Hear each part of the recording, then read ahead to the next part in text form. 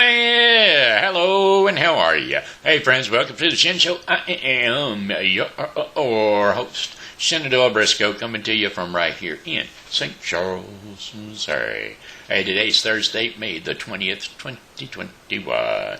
I got some Shen Show like shares and folks that like the Shen Show. That would be Martin Kelly, Tina, Kleeschulte, Ashbrook, Leony, Pedraza, Fernandez, Gina, Cornites, Daniel, Jamie O'Driscoll, Ashley Briscoe, Mike Shane, and then my pokey pals, Amanda Sue Little, and then the Shen Show sharers, Steve, Clary, and Joyce and Ernie Hale. And those are the Shen Show folks that get their shout-outs for today. You want me to repeat them, folks, so that you can get a perfect pronunciation of your names? Well, here we go. Martin Kelly, Tina, Kleeschulte, Ashbrook, Leony, Pedraza, Fernandez, Gina, Cornites, Daniel, Jamie O'Driscoll, Ashley Briscoe, Mike Shane, my pokey pal, Amanda Sue Little, and then Steve Clary, Joyce, and Ernie Hale. Those are the Shen Show likes, shares, and a pokey pal. Alrighty then.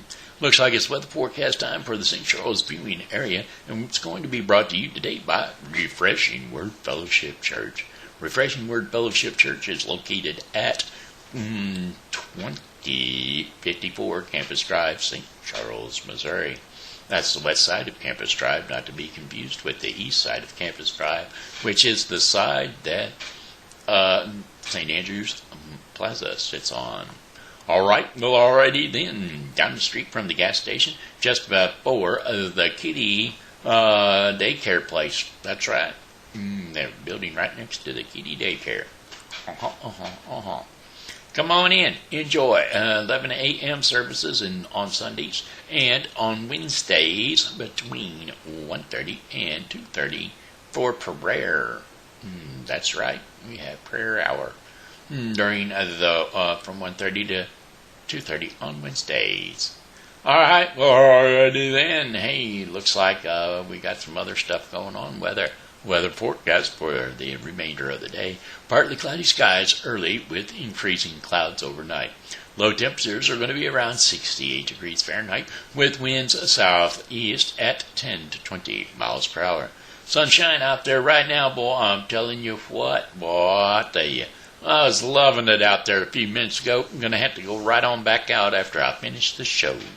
Alright, how about Friday, May the 21st? More clouds than sun, highs around 87 degrees Fahrenheit, with winds south to southeast at 10 to 15 miles per hour. Considerable cloudiness with low temperatures around 66 degrees Fahrenheit, with winds south to southeast at 5 to 10 miles per hour. That's overnight time. And then Saturday, May the 22nd, partly cloudy skies with high temperatures around 88 degrees Fahrenheit.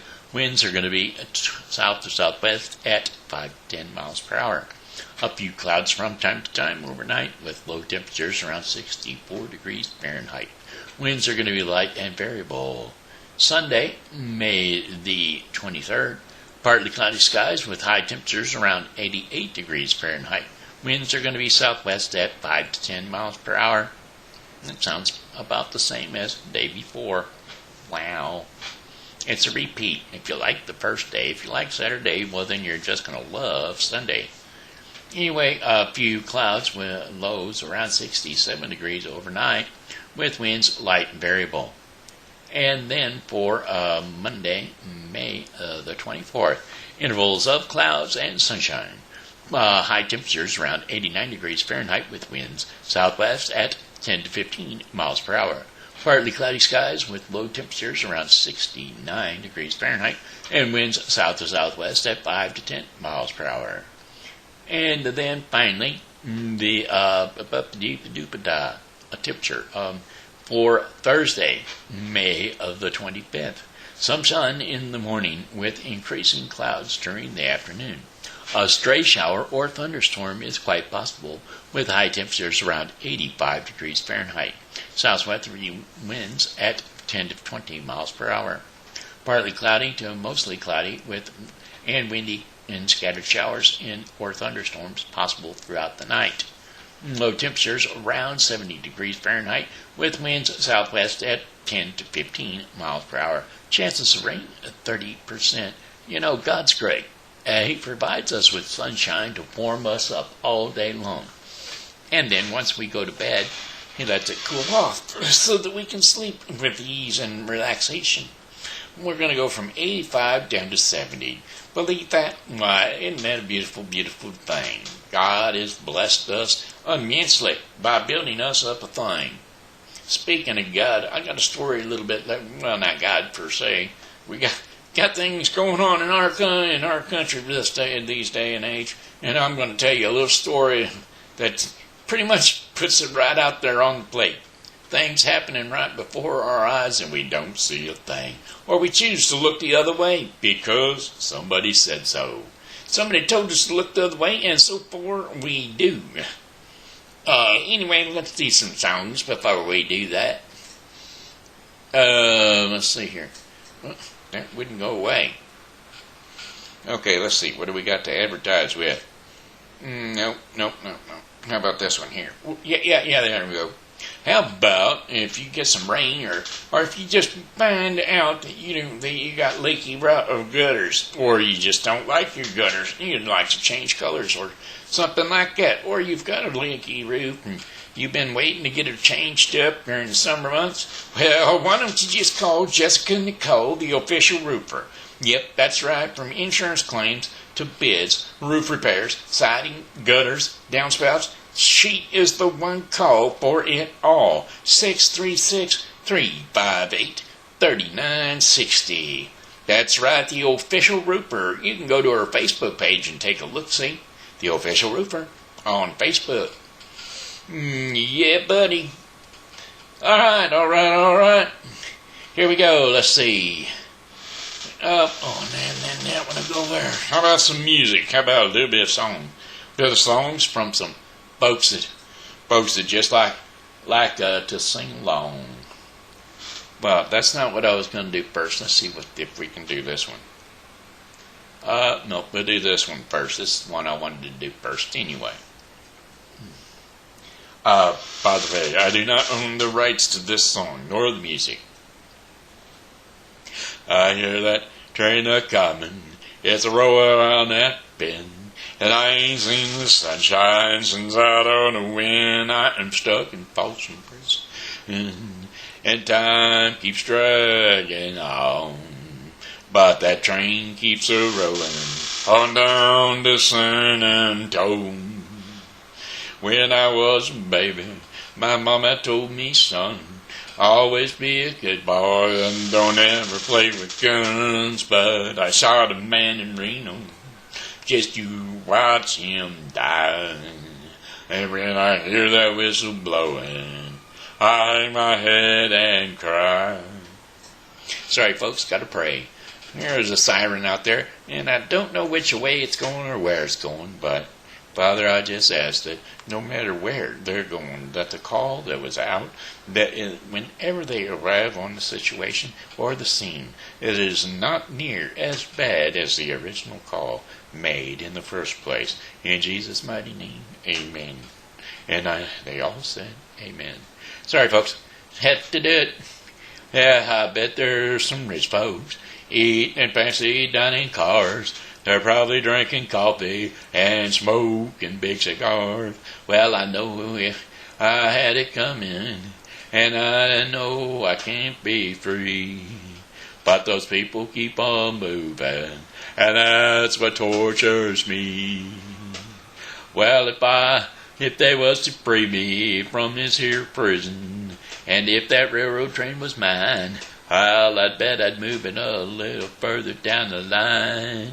Far from Folsom Prison, that's where I'd want to stay. And I'd let that lonesome whistle blow my blues away. Yes, I'd let that lonesome whistle blow my blues away. All right, let's try this one. Let's try this one. I was told by the same person that wanted to hear that story again. that I should sing Johnny Cash because I do him kind of okay. Yeah.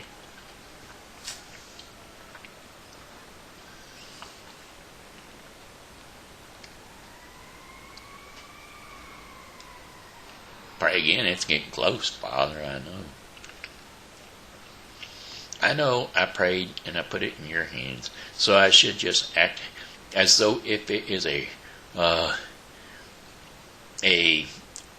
quick set it and forget it. That's right, Ronco product, that's right. Magic oven. You set it and forget it. I have said it, and now I must forget it. And let you have it all, Father. In Jesus' mighty name, amen. And they all said, amen. I keep a close watch on this heart of mine. I keep my eyes wide open all the time. I keep the ends of the ties that bind. Because you're mine, I walk the line. I find it very, very easy to be true. I find myself alone each day when day is through. Yes, I'll admit that I'm a fool for you. Because you're mine, I walk the line. As sure as night is dark and day is light, I keep you on my mind both day and night.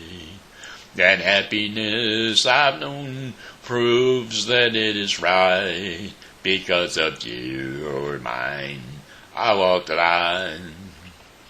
You've got a way to keep me on your side. You give me cause for love that I can't hide. For you I know I'd even try to turn the tide. Because you're mine, I walk the line. I keep a close watch on this heart of mine. I keep my eyes wide open all the time. I keep the ends out for the ties that bind. Because you're mine, I walk the line. Because you're mine, I walk the line. Because you're mine, I walk the line. Because you're mine, I walk the line. All right. Let's see. One more? Let's do one more, okay? All right. Let's do one more. This is and it is not a Johnny Cash. This is both him and somebody else that does this. And then, well, I'm going to kick her off in the best way I know how to do it. I said, well, hey, good looking. What you got cooking? How's about cooking something up with me? I said, hey, sweet baby, don't you think, maybe, yeah, we could find us a brand new recipe? Well, I got a hot rod for and a $2 bill, and an horse spot right up over the hill. There's a soda pop and a dancing spree. If you want to have some fun, come along with me. I said, hey, get looking. What you got cooking? How's about cooking something up with me? Well, I'm free and ready, so we can go steady. How's about serving all your time for me? No more looking, I know I've been talking. How's about keeping steady company? Well, I wanna throw my drug book over the fence and find me a new one for 5 or 10 cents. And keep it till it's covered with age. 'Cause I'm writing your name down on every brick page that says, hey, get looking. What you got cooking? How's about cooking something up with? Well, how's about cooking something up with? How's about cooking something up with? How's about cooking something up with me, baby? Yeah, had mustard pattern right in the beginning of it. And well, it kind of broke that note, didn't it? Ba, Still having that muscle spasm too, by the way. It ain't breaking. Come on, muscle spasm, break. Break free. Muscle spasm, break free. Muscle spasm, can't you see? I'd like for you to break free. Muscle spasm, break free for me. Alright, here we go. Now, let's see. What we're going to do next is read our story. And then, so that means it is TV time, TV Grandpa time. That's right, Grandpa TV time with Grandpa Shen. That's right, TV time with Grandpa Shen. Here we go, we're getting ready to do it again. TV Grandpa time is story time. That's right, bring the kids all around for a nice couch story so that they can understand the world, each through little stories. That's right, each and every story that I read, I try to make some sort of a meaning out of it so that they can understand a little bit about the world that we live in. Sometimes it's good, sometimes it's bad, but it's our world. Anyway, today's story is going to be brought to you, TV Story Time by Grandpa Shen, is going to be Thankful Nests by Janie Christopher. And it's available at Amazon Books, Amazon.com, that is, Brightside Bookshop, and Patch.com. Anywhere you pick up books, you can pick up Thankful Nests by JanieChristopher.com, or Janie Christopher, that's right. Thankful Nests. What a story, what a book to have. So if you plan on getting a new book for your kids, don't forget about Thankful Nests by Janie Christopher. Alright, there's our sponsor for TV Time. And here we go. Story time with TV Grandpa Shen. Many years ago, there was an emperor who was so exclusively fond of new clothes that he spent all his money in dress. He did not trouble himself in the least about his soldiers, nor did he care to go either to the theater or the chase, except for the opportunity then afforded him for displaying his new clothes. He had a different suit for each hour of the day, and as of any other king or emperor, one is accustomed to say, he is sitting in council.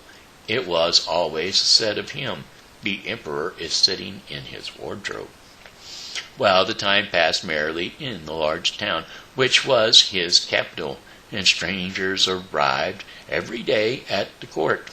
Well, one day, 2 rogues, calling themselves weavers, made their appearance, and they gave out that they knew how to weave stuff of the most beautiful colors and elaborate patterns that clothes manufacturers from which should have the wonderful property of remaining invisible to everyone who was unfit for the office he or she held, or was so extraordinarily simple in character.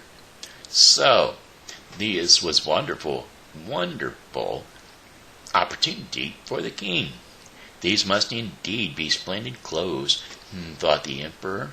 Had I such a suit, I might at once find out what men in my realm are unfit for their office, and also be able to distinguish the wise from the foolish.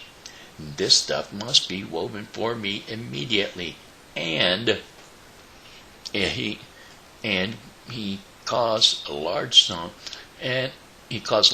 of money to be given to both the weavers in order that they might begin their work directly. And so the 2 pretend weavers set up 2 looms, and affectedly to work very busily through, though in reality they did nothing at all. They asked for most delicate silks and the purest gold thread, put both in their own knapsacks, and then continued their pretend work at the empty looms until late at night. I should like to know how the weavers are getting on with my clothes, said the emperor to himself, and after some little time he had elapsed, he was, however, rather embarrassed when he remembered that a simpleton, or one unfit for his office, would be unable to see the manufactured goods. And to be sure, he thought he had nothing to risk in his own person, but yet he would prefer sending someone else to bring him intelligence about the weavers and their work. Well, before he troubled himself in the affair, well, all the people throughout the city had heard of the wonderful properties of these clothes that was to possess, and all were anxious to learn how wise or how ignorant their neighbors might prove to be. Well, I will send my faithful old minister to the weavers, said the emperor at last, and after some deliberation he will be best able to see how the clothes look. And so, for he is a man of sense, and no one can be more suitable for his office than he. So the faithful old minister went into the hall, where the knaves were working with all their might at their empty looms. What can be the meaning of this? Thought the old man, opening his eyes very wide.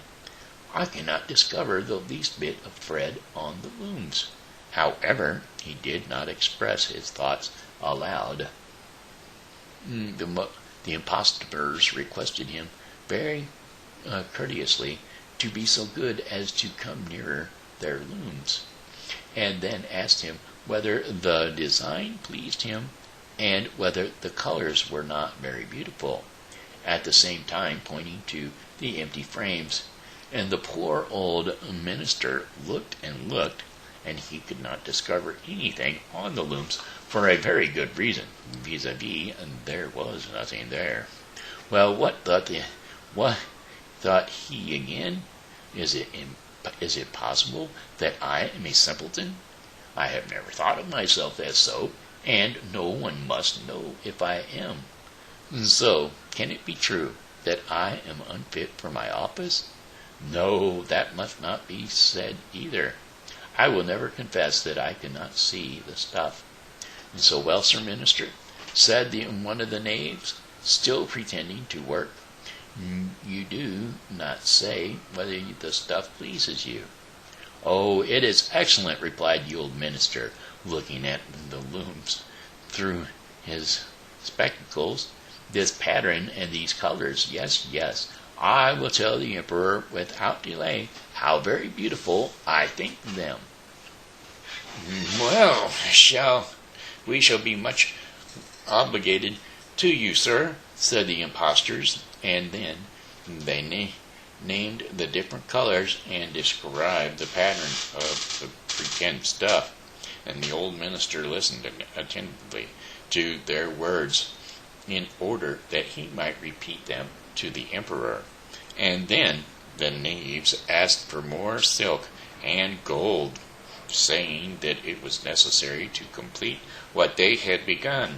However, they put all of that was given to them into their knapsacks and continued to work with as much apparent diligence as before at their empty looms. The emperor now sent another official of his court to see how the men were getting on, and to ascertain whether the cloth would soon be ready.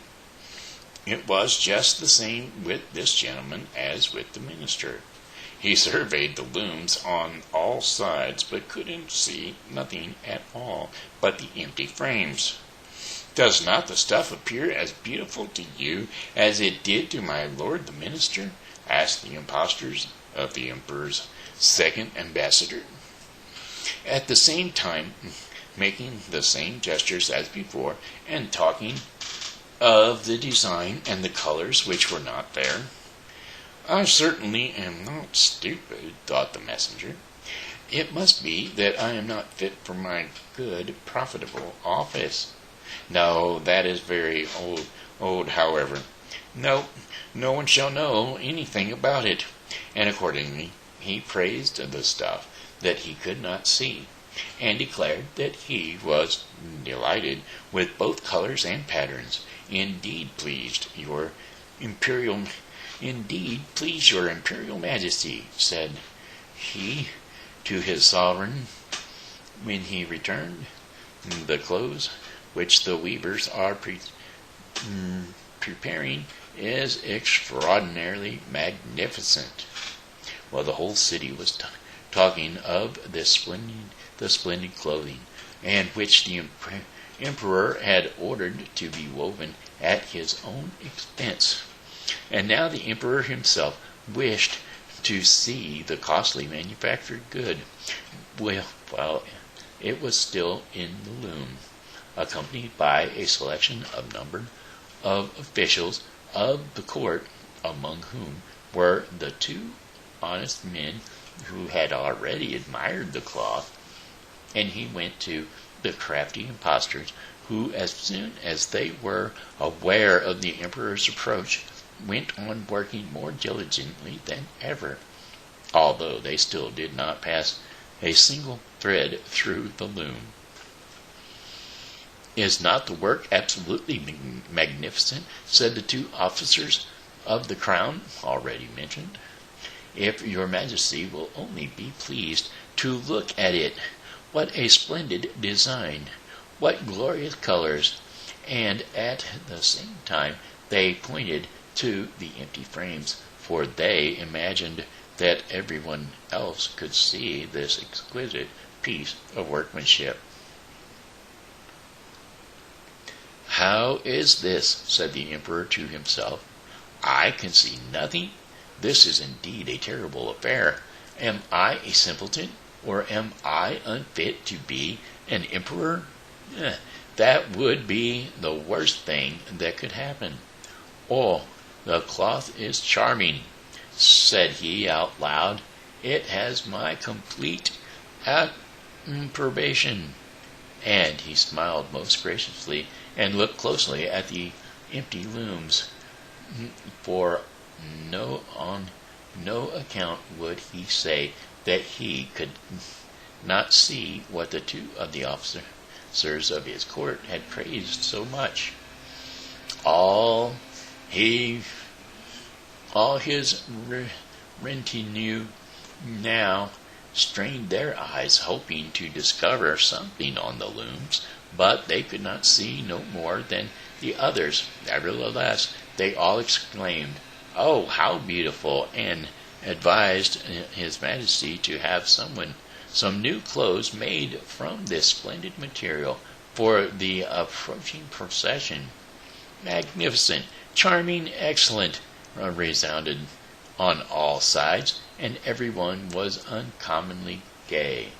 Well, the emperor shared in the general satisfaction, and presented the impostors with the riband of an order of knighthood, and he to be worn in their buttonholes, and the title of gentlemen weavers. Now the rogues sat up the whole of the night before the day on which the procession which was to take place, and had 16 lights burning, so that everyone might see how anxious they were to finish the emperor's new suit. They pretended to roll the cloth off the loom, cut the air with their scissors, and sewed with needles without any thread in them. "See," cried they at last, "the emperor's new clothes are ready." Well, now the emperor, with all the grandees of his court, came to the weavers, and the rogues raised their arms, as if in act of holding something up, saying, "Here are your majesty's trousers, and here is the scarf, here is the mantle. The whole suit is as light as a cobweb.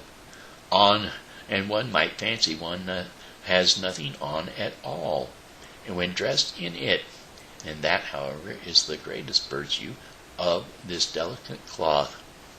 Yes, indeed, said all the courtiers, although not one of them could see anything of this exquisite manufacture.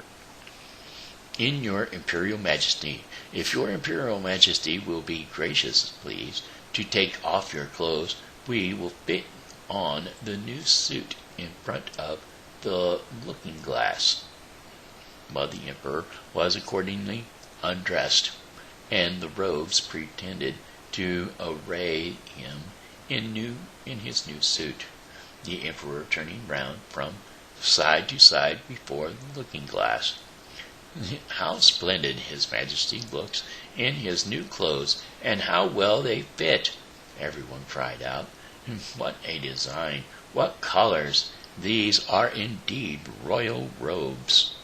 Well, the canopy, which is to be borne over your Majesty, is in the procession, is waiting, announced the chief masters of the ceremonies. Well, I am quite ready, answered the Emperor. Do my new clothes fit well? Asked he, turning himself around again before the looking-glass in order that he might appear to be examining his handsome suit. The lords of the bedchamber, who were to carry His Majesty's train, felt about on the ground as if they were lifting up the ends of the mantle, and pretended to be carrying something, for they would not by no means betray anything like simplicity or unfitness for their jobs.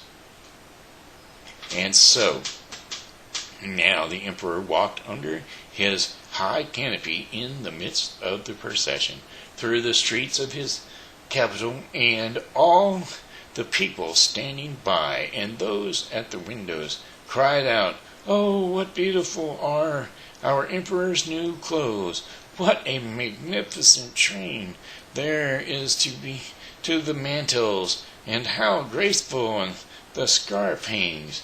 In short, no one would allow that he could not see these much admired clothes, because in doing so he would have declared himself either a simpleton or unfit for his office. Certainly none of the Emperor's various suits had ever made so great of an impression as these invisible ones.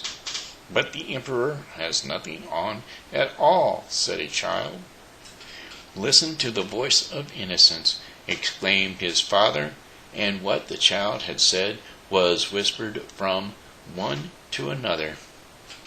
"But he has nothing on at all, nothing," at last cried out all the people, and the Emperor was vexed, for he knew that the people were right.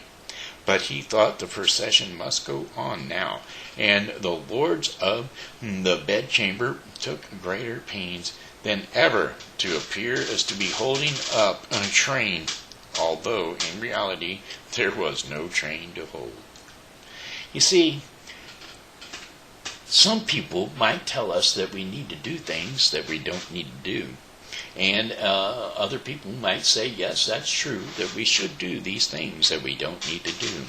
And although some of us know that we shouldn't be doing them, or don't have to do them, or don't need to do them, we are told that we should do them for everyone else's sake. And so therefore, what is good for all humanity is if we do what we shouldn't have to do. Therefore, I'm saying, try on the Emperor's new clothes for yourself. See if you can go out in public and wear his new garments, the same ones he wore in his procession, and see if you are going to be able to go out in your Emperor's new clothes, other than your face covering. Don't forget that. But if it were made of the Emperor's new wardrobe, like mine is, then you wouldn't have to worry about that, would you? All right, anyway, hey, that was TV time with Grandpa. That's right. That's what it was. It was story time with TV Grandpa Shen. All right, anyway, hey, this one's called Walk, Don't Run. This is our Daily Bread portion of the program. And our Daily Bread portion of the program is brought to you by The Bible with Briscoe 2021. The Bible with Briscoe 2021 is a daily reading of the Bible to be completed within 1 year. Today's reading in the Bible with Briscoe 2021 will be 1 Chronicles 10 through 12 and John 6, 45 through 71. So don't forget to tune in to the Bible with Briscoe 2021.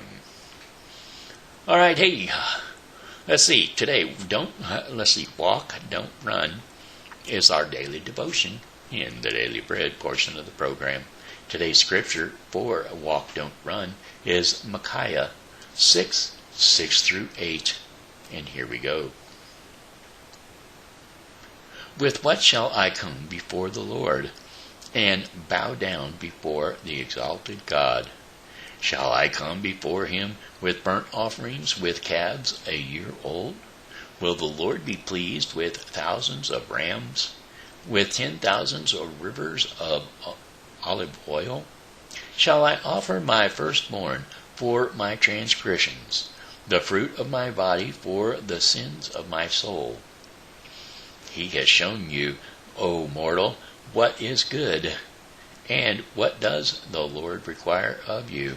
To act justly, and to love mercy, and to walk humbly with your God. And that, my friends, was Micaiah 6, 6 through 8. Walk, don't run, be humble. Take take just what is needed, and what is needed is to be humble and love and mercy, and be humble. That's what's needed for God.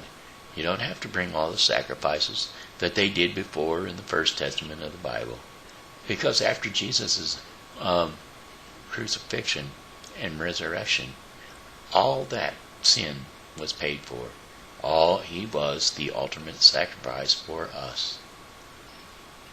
Okay, hey, that's it. That's the Daily Bread portion of the program, which was brought to you today by The Bible with Briscoe 2021, a daily reading of the Bible to be completed within 1 year.